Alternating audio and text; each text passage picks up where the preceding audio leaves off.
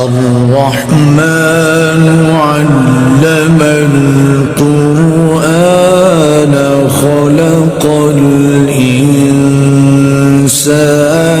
علمه البيان الشمس والقمر بحسبان